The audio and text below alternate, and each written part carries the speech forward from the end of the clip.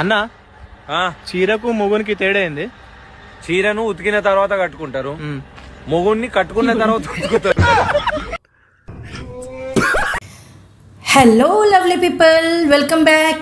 తరతరాలుగా మీరు గమనించారో లేదో, మన తాతలు ఎప్పుడు కూడా ఆస్తుల విషయంలో గొడవ పడ్డవాళ్ళే. అలాగే మన నాన్న చిన్నాన్న కూడా ఆస్తుల విషయంలో గొడవ పడ్డవాళ్ళే. కానీ మన జనరేషన్ చూడు, ఏ రోజు కూడా ఆస్తుల విషయంలో గొడవ పడిందే లేదు.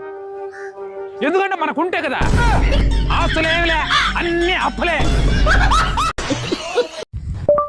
హలో గూగుల్, స్నానం చేయకుండా తెల్లగా ఎలా రావాలో చెప్పు. ఇంకొకసారి ఇలాంటి ప్రశ్నలు అడిగితే ఫోన్లో నుంచి బయటకు వచ్చి సంపుతారు.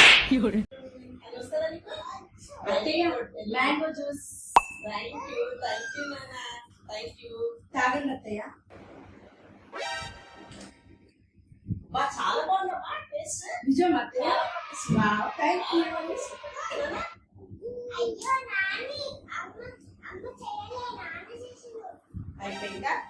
నా కొడుకుతో పని చేయిస్తూనే ఉంటావు, నువ్వు మేకప్ అవుతూనే ఉంటుంది. మేకప్ తప్ప ఏముండదు.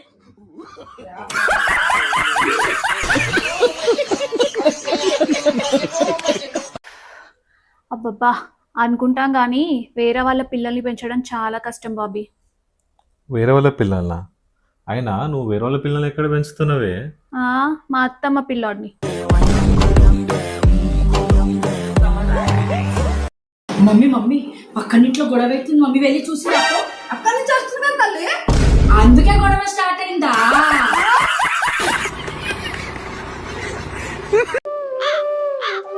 ఏంటే డల్ గా ఉన్నావా? నిన్న బ్లడ్ టెస్ట్ చేయించానండి, నాకు ఎస్ విటమిన్ తక్కువగా ఉందండి. Yes vitamin shopping. నాకు కూడా ఎం విటమిన్ తక్కువగా ఉంది. ఎం విటమిన్ మనీ, డబ్బు. మాకు నైటీలు అంటే ప్రాణం. మేము పొద్దుగా లేస్తాం, నైటీలు వేసుకుంటాం, నైటీలతోనే తింటాం, నైటీలతోనే పంటాం.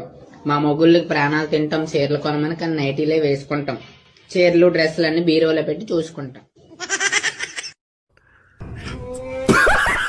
అందరూ బాగుండాలి, అందులో నేను ఉండాలి.